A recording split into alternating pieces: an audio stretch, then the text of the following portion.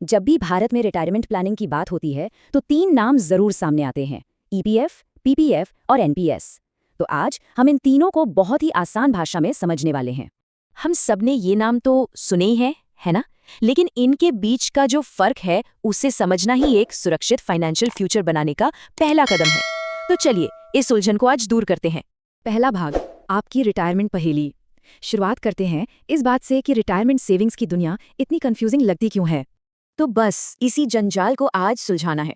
हम एक एक करके हर ऑप्शन को देखेंगे ताकि सारी चीजें बिल्कुल साफ हो जाएं और ये कंफ्यूजन कॉन्फिडेंस में बदल जाए।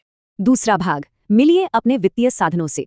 चलिए अब सीधे मुद्दे पर आते हैं और इन 3 जरूरी फाइनेंशियल टूल्स को समझते हैं।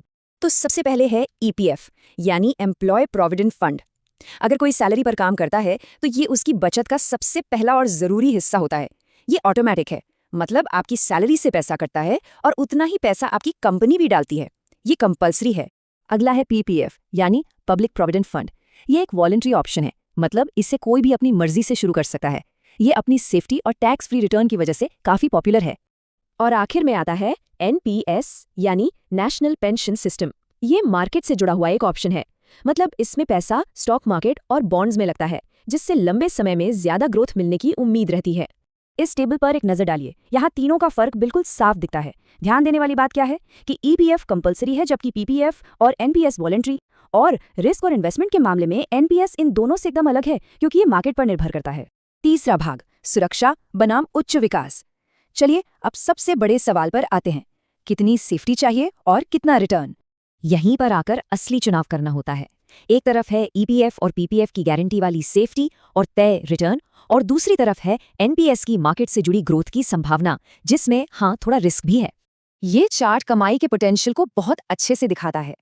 अगर हम पुराने रिकॉर्ड्स देखें तो मार्केट से जुड़े होने की वजह से एनपीएस ने ज्यादातर बेहतर रिटर्न दिया है। वहीं ईपीएफ और पीपीएफ का रिटर्न स्थिर रहा है, जैसा कि उम्मीद की जाती है। लेकिन एक बात याद रखना बहुत जरूरी है। हम ईपीएफ को फिक्स्ड रिटर्न वाला कहते तो हैं, पर इसकी ब्याज दरें भी हर साल बदलती हैं। जैसा कि आप यहाँ देख सकते हैं, ये भी समय के साथ ऊपर नीचे होती रही हैं। चौथा भाग, अपनी कर बचत को अधिकतम करना। देखिए रिटर्न तो जरूरी है ही, लेकिन टैक्स बचाना भी उतना ही जरूरी है। और यहीं पर एनपीएस को एक बहुत बड़ा फायदा मिलता है। इसमें आपको सेक्शन 80C की 1.5 लाख की लिमिट के ऊपर 50,000 रुपए की एक्स्ट्रा टैक्स कटौती मिलती है। ये फायदा ईपीएफ या पीपीएफ में नहीं है। देखिए, टैक्स का मामला 3 स्टेज पर समझना होता है। जब पैसा डालते हैं, जब वो पैसा बढ़ता है और जब उसे निकालते हैं। पैसा डालते और बढ़ाते समय ये तीनों ही टैक्स बचाते हैं, लेकिन असली फर्क आता है पैसा निकालते समय। ईपीएफ और पीपीएफ का पूरा पैसा टैक्स फ्री निकलता है, वहीं एनपीएस में आप सिर्फ 60% पैसा ही एक साथ टैक्स फ्री निकाल सकते हैं। बाकी 40% से एक पेंशन प्लान यानी एन्युइटी खरीदनी पड़ती है, और उस पर जो पेंशन मिलती है उस पर टैक्स लगता है। पांचवा भाग, अपनी व्यक्तिगत रणनीति बनाना। तो अब सवाल यह है कि इन सबको मिलाकर अपने लिए एक बेस्ट स्ट्रैटेजी कैसे बनाई जाए। एक्सपर्ट्स का यही मानना है कि आपकी स्ट्रैटेजी आपकी उम्र के हिसाब से बदलनी चाहिए।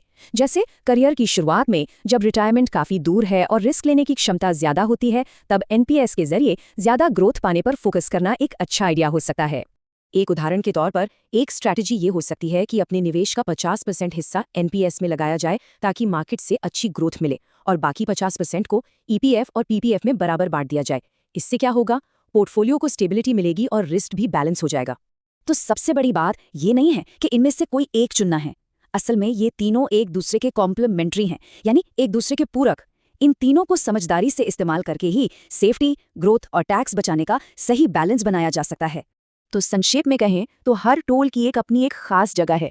ईपीएफ है एक अनुशासित बचत के लिए, पीपीएफ है एक सुरक्षित और टैक्स फ्री फंड बनाने के लिए, और एनपीएस है लंबे समय में ज्यादा ग्रोथ पाने के लिए। हमने यहाँ एक पूरा फ्रेमवर्क तो समझ लिया है, लेकिन अब आखिरी और सबसे जरूरी सवाल ये है, क्या आपकी रिटायरमेंट स्ट्रैटेजी आपके लक्ष्यों के लिए सही काम कर रही है? इस बारे में जरूर सोचिए और जरूरत पड़े तो जरूरी बदलाव भी कीजिए।